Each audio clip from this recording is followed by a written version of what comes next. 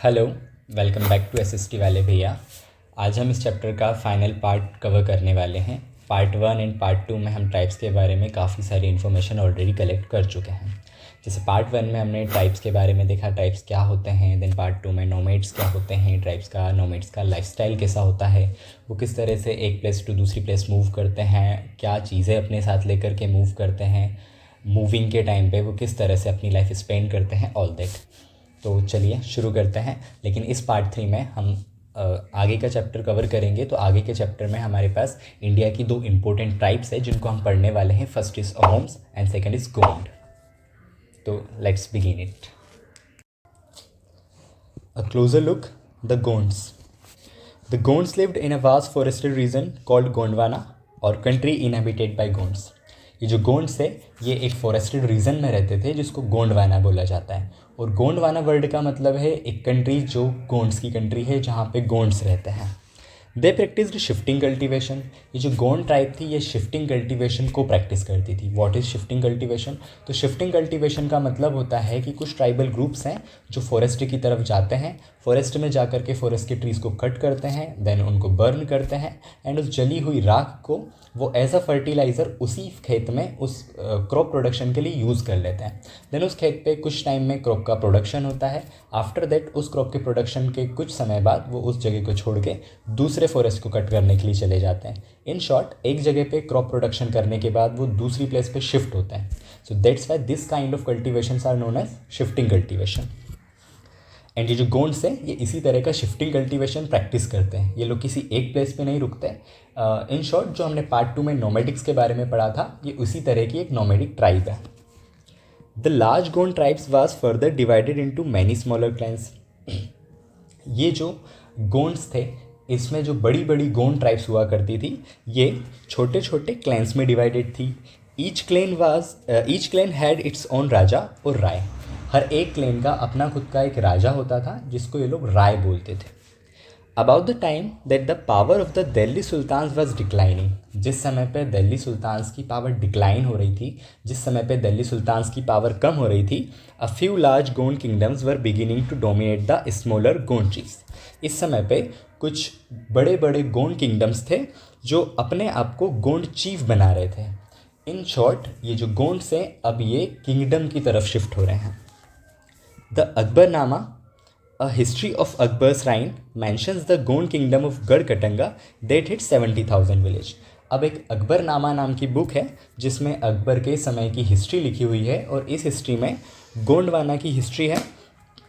इसमें एक प्लेस के बारे में बताया हुआ है, गोंड किंगडम के बारे में बताया हुआ है। ये गोंड किंगडम लोकेटेड था गढ़कटंगा में एंड इस गढ़कटंगा नाम की प्लेस पे 70,000 विलेजेस थे। The administrative system of these kingdoms was becoming centralized. The kingdom was divided into Gada. Each Gada was controlled by a particular Gond clan. इनका एडमिनिस्ट्रेटिव सिस्टम सेंट्रलाइज्ड हो रहा था। सेंट्रलाइज्ड होने का मतलब है एक सेंटर्ड में एक किंग है। जैसे कि बड़ी कंट्रीज़ के लिए एक कैपिटल होता है, फिर कैपिटल से पूरी की पूरी कंट्री कंट्रोल होती है, या फिर कंट्री डिफरेंट डिफरेंट पार्ट्स में डिवाइडेड होती है। लाइक हमारी कंट्री स्टेट्स में डिवाइडेड है, देन हमारे पास एक सेंट्रल गवर्नमेंट है, वो सेंट्रल गवर्नमेंट अलग अलग स्टेट गवर्नमेंट को कंट्रोल करती है। सेम उसी टाइप से सेंट्रलाइज्ड सिस्टम होता है। तो गोंड्स के अंदर भी एडमिनिस्ट्रेटिव सिस्टम जो था वो सेंट्रलाइज्ड सिस्टम था। हर एक किंगडम गढ़ में डिवाइडेड होता है एंड हर एक गढ़ को कंट्रोल करने के लिए एक पर्टिकुलर गोंड क्लेन होती है। This was further divided into units of 84 villages cold 84। अब जो एक गोंड क्लेन होती है, जो एक गोंड क्लेन गढ़ को कंट्रोल कर रही है, इस तरह का हर एक एक गढ़ आगे चल करके 84 छोटी छोटी यूनिट्स में डिवाइडेड होता है जिसको 84 बोला जाता है।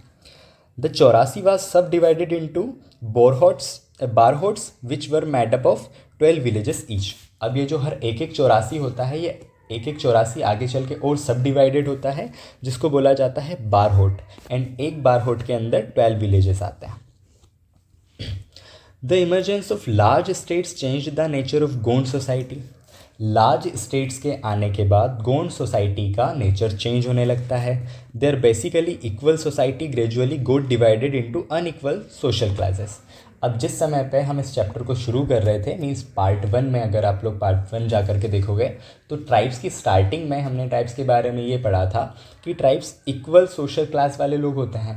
ट्राइब्स एक दूसरे के साथ भेदभाव नहीं करते, उनके बीच में किसी भी तरह का सोशल डिवीज़न नहीं होता। बट अभी जो गोंड्स हैं ये टाइम के साथ चेंज हो रहे हैं और इनके सोशली जो चेंजेस इनके अंदर आ रहे हैं उनमें एक इम्पोर्टेंट चेंज है कि अब ये अनइक्वल सोशल क्लास में कन्वर्ट होने लगे हैं। पहले ये सभी इक्वल थे, सारी गोंड ट्राइब्स दूसरे गोंड ट्राइब्स को या फिर अदर ट्राइब्स को इक्वल मानती थी। बट अब गोंड ट्राइब्स के अंदर अनइक्वल सोशल क्लासेस का सिस्टम स्टार्ट हो रहा है। Brahmans received land grants from the Gond rajas and become more influential.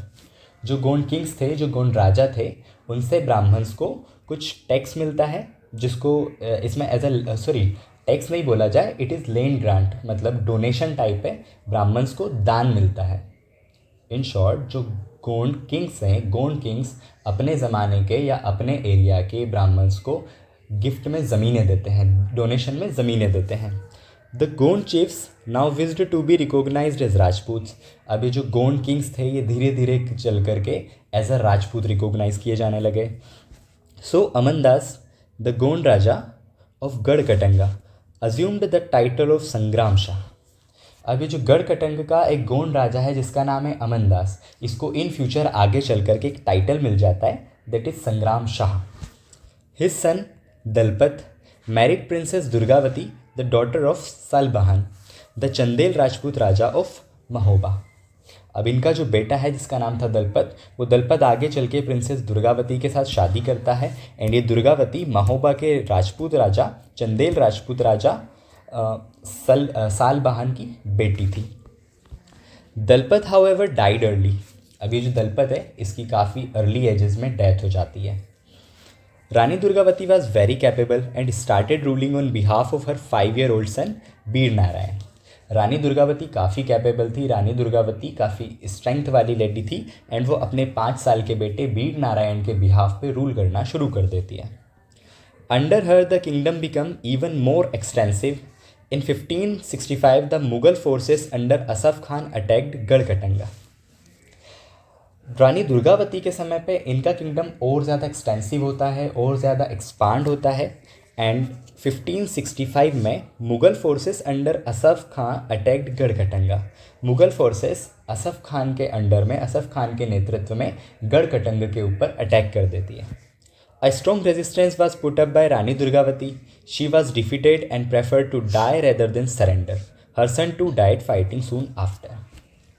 अब इस वॉर में रानी दुर्गावती हार जाती है, बहुत ही अच्छे से वॉर करते हुए रानी दुर्गावती की डेथ हो जाती है और रानी दुर्गावती के डेथ के कुछ टाइम बाद रानी दुर्गावती का बेटा वीर नारायण भी मर जाता है। Garhakatanga was a rich state. It earned much wealth by trapping and exporting wild elephants to other kingdoms. जो गढ़कटंग है, ये गढ़कटंगा एक टाइप का रिच स्टेट है एंड ये रिच स्टेट अपनी वेल्थ को अर्न करने के लिए वाइल्ड एलिफेंट्स को पकड़ता है, ट्रैप करता है एंड दूसरे किंगडम्स की तरफ एक्सपोर्ट करता है। ये जंगलों से जंगली हाथियों को पकड़ के दूसरे राजाओं को सेल करता है और दूसरे राजा इस तरह के जंगली हाथी को डोमेस्टिक बना करके वॉर में यूज़ करता है। When the Mughals defeated the Gonds, they captured a huge booty of precious coins and elephants. अब जिस समय पे मुगल्स गढ़कटंग को रूल करने के लिए जाते हैं तो एक गढ़कटंग से काफ़ी सारे कॉइन्स एंड एलिफेंट्स को लूट लेते हैं। They annexed part of the kingdom and granted the rest to Chandrashah an uncle of Vir Narayan. फिर उसके बाद ये किंगडम के पार्ट को अनेक्स करते हैं, किंगडम के पार्ट के ऊपर कब्जा करते हैं और बाकी का बचा हुआ पार्ट चंद्रशाह, जो कि वीर नारायण का अंकल था, वीर नारायण का चाचा था, उस चंद्रशाह को बाकी का बचा हुआ गढ़कटंग का हिस्सा दे देता है। Despite the fall of Garhakatanga, the Gond kingdom survived for some time. Garhakatang के ख़त्म होने के बाद भी गोंड किंगडम्स कुछ टाइम के लिए सर्वाइव करते हैं। However they become much weaker and later struggled unsuccessfully against the stronger Bundelas and Marathas. फिर धीरे धीरे चल के गढ़कटंग के गोंड्स वीक होने लग जाते हैं और एक समय आने के बाद बुंदेल्स और मराठास के अगेंस्ट फाइट नहीं कर पाते एंड पूरी तरह से गोंड किंगडम्स ख़त्म हो जाता है। अब अगला हमारा ट्राइब है Ahoms. The Ahoms migrated to the Brahmaputra Valley from present-day Myanmar in the 13th century. Ahoms Brahmaputra valley की तरफ माइग्रेट करते हैं फ्रॉम प्रेजेंट डे म्यांमार, जो आज के समय का म्यांमार नाम का कंट्री है, वहाँ म्यांमार से ब्रह्मपुत्र वैली की तरफ अहोम्स माइग्रेट करते हैं in the 13th century. They created a new state by suppressing the older political system of the Buyans. ये भुयान्स का पुराना जो पॉलिटिकल सिस्टम था उसको सप्रेस करके अपना खुद का एक नया अहोम स्टेट इस्टेब्लिश करते हैं. During the 16th century they annexed the kingdom of Chutiyas and of Koch Hajo and subjugated many other tribes. अभी 16th century के टाइम पे दूसरे कुछ और किंगडम्स को भी अनेक्स करते हैं. The Ahoms built a large state and for this they used firearms as early as the 1530s. अब firearms का मतलब है ऐसे हथियार जो आग से चलते हैं, ऐसे हथियार जिनमें आग का यूज़ होता है. 1530s के टाइम से ही इन्होंने आग से चलने वाले हथियारों का यूज़ करना शुरू कर दिया और उन्हीं हथियारों के दम पे इन्होंने अपने आसपास वाले इन दूसरे किंगडम्स को अनेक्स किया. By the 1660s they could make high quality gunpowder and cannons. And because ये पहले से ही फायर वाले वेपन्स का यूज़ करते हैं, आग वाले वेपन्स का यूज़ करते हैं, तो 1660s के टाइम से इन लोगों ने काफ़ी अच्छी क्वालिटी का, हाई क्वालिटी का गन पाउडर एंड कैनन्स मतलब तोप बनाना शुरू कर दिया. However, the Ahoms faced many invasions from the southwest and 1662 the Mughals under Mir Jumla attacked the Ahom kingdom. Ahoms ने काफ़ी पहले टाइम से ही, काफ़ी अर्ली पीरियड से ही साउथ वेस्ट डायरेक्शन से आने वाले इन्वेजन्स को फेस किया है, हमलों को फेस किया है. इन 1662 द मुग़ल अंडर मीर जुमला अटैक द अहोम किंगडम. 1662 में मीर जुमला के अंडर में मुग़ल्स ने अहोम्स के ऊपर अटैक कर दिया. Despite there brave defence the Ahom were defeated. काफ़ी अच्छा ब्रेवली वॉर होने के बाद भी अहोम्स इस वॉर को हार जाते हैं. But direct Mughal control over the region could not last long. लेकिन स्टिल इनके एरियाज़ में, अहोम्स एरियाज़ में ज़्यादा लंबे समय तक मुग़ल रूल नहीं चलता, मुग़ल कंट्रोल नहीं चल पाता. The Ahom state depend upon forced labour. Ahom state पूरी तरह से फोर्स्ड लेबर के ऊपर डिपेंडेंट थी. Those forced to work for the state were called paiks. ऐसे लोग जिन्हें फोर्स किया जाता है कि वो स्टेट के लिए काम करें, जिनसे फोर्सफुली वर्क करवाया जाता है, जिनसे फोर्सफुली लेबर करवाया जाता है, इन लोगों को पैक बोलते हैं. A census of the population was taken. Each village had to send a number of packs by rotation. People from heavily populated areas were shifted to less populated places. हर एक village से कुछ PACS को send किया जाता था, कुछ PACS भिजवाए जाते थे एंड वो कंटिन्यूसली रोटेशन में चलते थे. पैक्स का प्लेस चेंज होता था. इन शॉर्ट आज के टाइमिंग के हिसाब से देखा जाए तो उनको प्लेस टू प्लेस ट्रांसफ़र किया जाता था. अहोम्स क्लेंस वर दस ब्रोकन अप. फिर इसके बाद अहोम्स क्लेंस ब्रोकन अप होना शुरू करते हैं, टूटना शुरू करते हैं. By the first half of the 17th century the administration become quite centralised. 17th century के फर्स्ट हाफ में एडमिनिस्ट्रेटिव सिस्टम थोड़ा सा सेंट्रलाइज्ड होता है. Almost all adult mail served in the army during war. और इस समय पे वॉर के अंदर सारे के सारे एडल्ट मेल सर्व करते थे. At other times they were engaged in building dams, irrigation system and other public workers. अब दूसरे टाइम्स में देखा जाए वॉर के अलावा बाकी के टाइम में इनके मेल्स क्या करते हैं, तो बाकी टाइमिंग में इनके मेल्स डैम्स बिल्ड करने में, इरिगेशन सिस्टम को बनाने में या फिर दूसरे पब्लिक वर्क्स में इंगेज्ड रहते हैं. The Ahoms also introduced new methods of rice cultivation. अब अहोम्स ने राइस कल्टिवेशन के लिए भी कुछ दूसरी मेथड्स यूज़ करना शुरू की. Ahom society was divided into clans और खेल्स. अहोम की सोसाइटीज़ छोटे छोटे क्लेन्स एंड खेल्स में डिवाइडेड थी. There were very few caste of artisans, so artisans in the Ahoms areas came from the adjoining kingdoms. Ahom kingdom के टाइम पे आर्टिशंस की भी थोड़ी बहुत ही क्लासेस या कास्ट हुआ करती थी, तो अहोम किंगडम के अंदर अहोम के आसपास वाले किंगडम से आर्टिस्ट आया करते थे. अ खेल ऑफन कंट्रोल्ड सेवरल विलेजेस. एक खेल अक्सर अपने आसपास के काफ़ी सारे विलेजेस को कंट्रोल करता था. The peasants was given land by his village community. Peasant को उसके विलेज कम्युनिटी की तरफ से ज़मीनें दी जाती थी. Even the king could not take it away without the community's consent. और उस कम्युनिटी के पास पीजेंट को लेकर के, ज़मीन को लेकर के इतने स्ट्रॉन्ग राइट्स होते थे, इतनी स्ट्रॉन्ग पावर्स होती थी कि किंग भी अगर चाहे तो उस पीजेंट से उस ज़मीनों को कम्युनिटी के कंसेंट के बिना, कम्युनिटी के परमिशन के बिना नहीं छीन सकता था। Originally the Ahoms worshipped their own tribal gods. जो अहोम्स है वो अपने खुद के ट्राइबल गॉड की पूजा करते थे। During the first half of the 17th century however the influence of Brahmans increased. अब 17th सेंचुरी के फर्स्ट हाफ के टाइम पे धीरे धीरे करके ब्राह्मण्स का इन्फ्लुएंस बढ़ने लगता है। Temples in Brahmans were granted land by the kings. मंदिरों को, ब्राह्मण्स को किंग की तरफ से ज़मीनें मिलने लगती है। In the reign of Shiv Singh Hinduism became the predominant religion. Shiv Singh के समय पर भारत में या अहोम किंगडम्स के अराउंड हिंदुइज्म एक प्रीडोमिनेंट रिलीजन बन जाता है। But the Ahom kings did not completely give up their traditional beliefs after adopting Hinduism. लेकिन जो अहोम किंग्स थे, अहोम किंग्स हिंदुइज्म को अडोप्ट करने के बाद भी अपनी पुरानी प्रैक्टिसेस को, बिलीव्स को बंद नहीं करते। Ahom society was very sophisticated.